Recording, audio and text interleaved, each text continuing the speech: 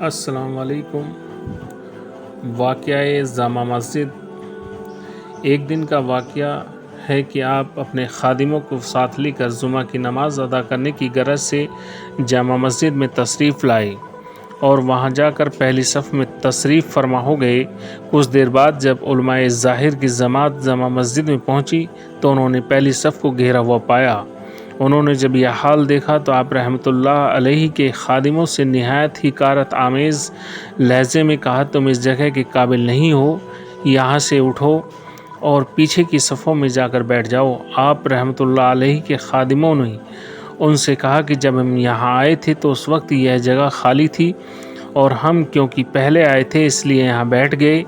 علماء ظاہر نے جب آپ کے خادموں کے منہ سے یہ جواب سنا تو غصے سے جل بھن گئے اور بولے کہ یہ جگہ صرف ہمارے بیٹھنے کے لیے مخصوص ہے، کوئی اور خواہ پہلے سے آئے یا بعد میں یہاں نہیں بیٹھ سکتا۔ غرض اسی طرح بات بڑھتی چلی گئی اور مسجد میں شور ہونے لگا۔ شور کی آواز سن کر آپ جذب کی کیفیت سے باہر آئے اور فرمایا، اس جگہ کا صاحب ولایت ہی پہلی صف میں بیٹھنے کے لائق ہیں۔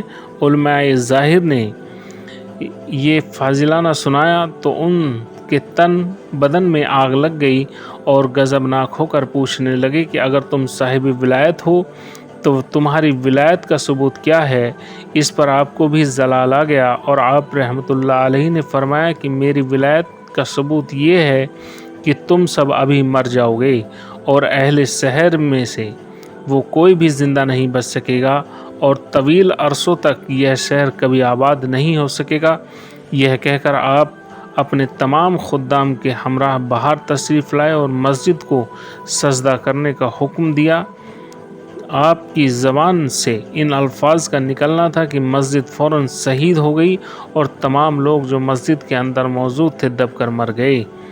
معاملات گلزاری کی یہ واقعہ سن کر فوراً اپنے گھر سے مسجد کی طرف آ گئی اور حضرت صابر پاک رحمۃ اللہ علیہ سے عرض کیا کہ حضور، میرا لڑکا بعودین بھی اس مسجد میں نماز پڑھنے آیا تھا۔ آپ رحمۃ اللہ علیہ نے فرمایا، آخری سیڑھی کے نیچے آ گیا ہے، جا کر نکال لے۔ گلزاری نے کہا، سیڑھی مجھ سے کیوں کر اٹھے گی؟ حضور نے حضرت علیم اللہ ابدال سے فرمایا کہ جا کر ہمارا نام لے کر لڑکے کو نکال لو۔ علیم اللہ ابدال آپ رحمۃ اللہ علیہ کے حکم کے مطابق سیڑھی کے پاس آئے اور بعودین کا نکال کر اس کی ماں مسمات گلزاری کے حوالے کر دیا۔ کلیر کی ویرانی مسجد کے شہید ہوتے ہی باقی لوگوں میں خوف و ہراش پھیل گیا۔ آپ رحمۃ اللہ علیہ نے گلزاری اور اس کے لڑکے سے فرمایا، جو میرے دوست کے عقیدت مند ہیں ان کو کہہ دو کہ فوراً ہی 12 کوس کے فاصلے پر چلے جائیں۔ جب عقیدت مند چلے گئے تب ایسی وبا پھیلی کہ بہت سے لوگ اس کے شکار ہو گئے، ایک بھی منفس نہیں بچ سکا۔ اس وقت جب آپ کی قہر آلود نظر زمین پر پڑی تو کلیر شریف کے چاروں طرف اس کوس سے زیادہ رقبے میں انسان، مویشی، درخت اور کھیتیاں وغیرہ سب کچھ چل کر خاک ہو گیا۔ جیسا کہ آپ پڑھ چکے ہیں کہ آپ رحمۃ اللہ علیہ کے اندر شروع سے ہی جلالی کیفیت بہت تھی، مگر کلیر شریف کی بربادی کے بعد تو آپ رحمۃ اللہ علیہ کی کیفیت انتہا کو پہنچ گئی۔ آپ کے جلال کا یہ عالم ہو گیا تھا کہ جس جگہ بھی آپ رحمۃ اللہ علیہ کی نگاہ پڑتی وہیں سے آگ کے شعلے بلند ہونے لگتے۔ آپ رحمۃ اللہ علیہ کے رعب و جلال کے ڈر سے کوئی آدمی بھی آپ کے پاس نہیں آتا تھا۔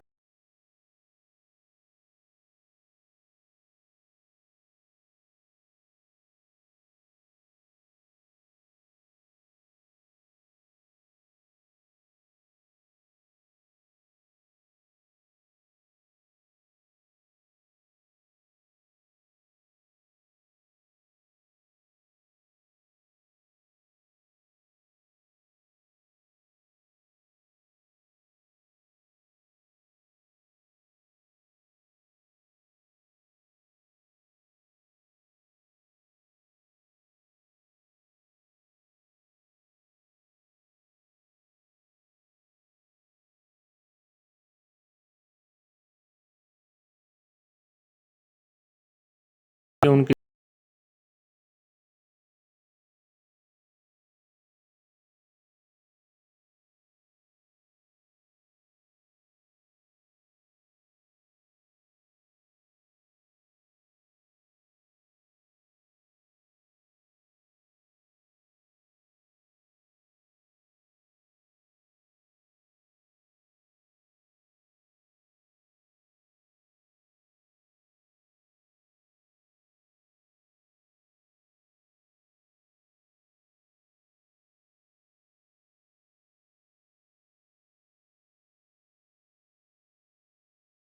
تو رک گئے۔ آپ صابر پاک نے فرمایا کیوں رک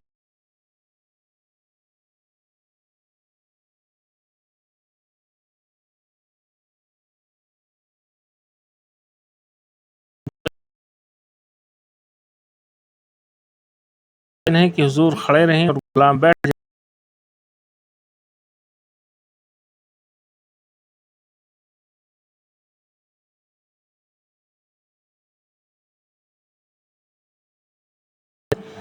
ارادہ فرمایا، لیکن کس طرح سے بیٹھتے ہاتھ پیر سل ہو گئے تھے۔